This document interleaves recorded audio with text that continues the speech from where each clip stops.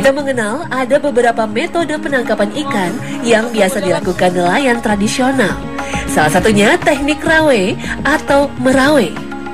Cara ini adalah memancing dengan menggunakan rangkaian banyak mata kail. Aktivitas penangkapan ikan ini memungkinkan nelayan memperoleh hasil dengan target khusus. Panasnya luar biasa hebat. Ini jam 1 persis matahari di atas kepala saya ini. Situasi seperti ini untuk spot fishing atau mancing menggunakan umpan-umpan palsu khusus untuk mendapat ikan predator, toman dan snakehead itu mustahil karena ikannya semua pada sembunyi di bawah atau di pinggir-pinggir. Jadi kita tidak bisa melihat keberadaannya dia dari permukaan air. Nah, ini nelayan yang berada di sini, saya mau melihat bagaimana menangkap ikan toman dengan sistem rawe. Nah, yang uniknya di sini itu selain umpannya itu yang saya tahu biasanya orang menggunakan ikan-ikan hidup untuk mancing toman, di sini menggunakan daging ayam. Saya juga bingung, apa betul ikan predator asli yang posisi paling atas itu mau makan daging ayam? Nanti kita lihat hasilnya gimana. Kita cari tahu. Predator air tawar ini biasanya bersifat agresif dan aktif menyambar umpan-umpan hidup yang lewat di depannya.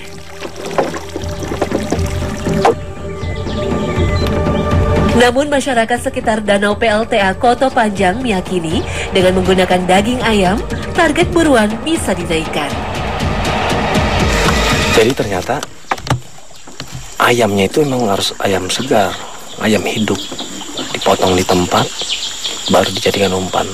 Kalau menurut saya ini mancing yang tersadis berdasarkan pengalaman saya. Tapi ya kita nggak tahu, tradisi memang beda-beda. Tapi ini masih termasuk kearifan lokal. Tidak semua bagian ayam bisa dipakai sebagai umpan pancing. Hanya bagian tertentu saja yang sanggup menarik predator.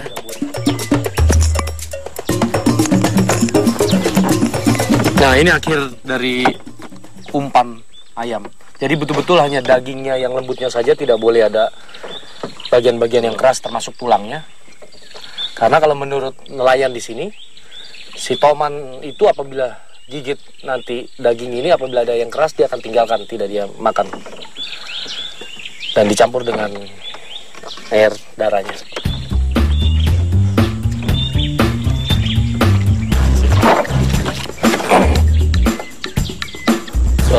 Ususnya, rempeloknya itu bisa dijadikan umpan untuk ikan-ikan berkumis, sejenis-jenis patin, baung dan banyak lagi ikan. Besar. Penggunaan banyak kail memperbesar kemungkinan perolehan ikan dan nelayan pemilik rawe bisa melakukan aktivitas lain. Sebab teknik pancing ini tidak perlu dijaga setiap waktu, cukup menyebarnya di spot tempat ikan biasa bermain pada pagi hari. Dan bisa dilihat hasilnya pada tengah hari atau sebelum malam. Jadi pemasangan rawe juga tidak dengan sembarang cari lokasinya. Jadi masyarakat di sini sesudah umpan dan mata kailnya siap, itu masih melihat situasi di mana ada tenggakan toman itu yang banyak dan tenggakannya yang besar. Karena target mereka rata-rata maunya toman ukuran besar. Jadi ini yang digunakan oleh masyarakat, ini tambang cukup besar dan ini yang dibilang adalah rawe atau long line. Jadi diikat, dicari tonggak pohon kayu yang cukup kuat, kemudian dilintangkan. Baru dipasang mata kail cukup banyak. Di ujungnya itu dikasih pemberat. Sehingga apabila ada perahu yang lewat tidak terganggu oleh tali utamanya. Ya. Jadi masyarakat di sini punya beberapa cara menangkap ikan. Dan menurut saya itu masih sangat baik. Dengan cara merawe dan sebagian lagi dengan cara jaring. Jaringnya itu sekitar lebar 1,5 meter hampir hingga 3 meter. Panjangnya itu 50 bahkan ada yang lebih. Jadi dia akan tebarkan jaring itu di mana ada potensi ikan. Dan dipanennya setiap pagi atau sore. Ditinggalkan bermalam. Ikan-ikan yang menjadi target dari jaring itu ikan yang lepasan dari tambak-tambak yang masyarakat juga ada piara ikan. Seperti ikan mas dan ikan patin.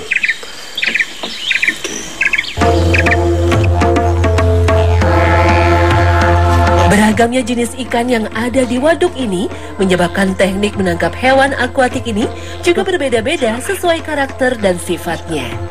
Selain long line, nelayan sekitar danau memiliki cara lain untuk mendapatkan ikan, yaitu dengan menggunakan jaring. Semua teknik yang dipakai masyarakat pada umumnya sangat memperhatikan kelestarian lingkungan, termasuk perairan. Dengan cara ini, kelangsungan makhluk hidup di dalam perairan bisa terus terjaga. Bukan lautan, hanya kolam susu. Sepenggal syair band legendaris ini dibuat tidak tanpa alasan. Besarnya potensi alam yang ada di Indonesia membuat banyak orang berdecak kagum.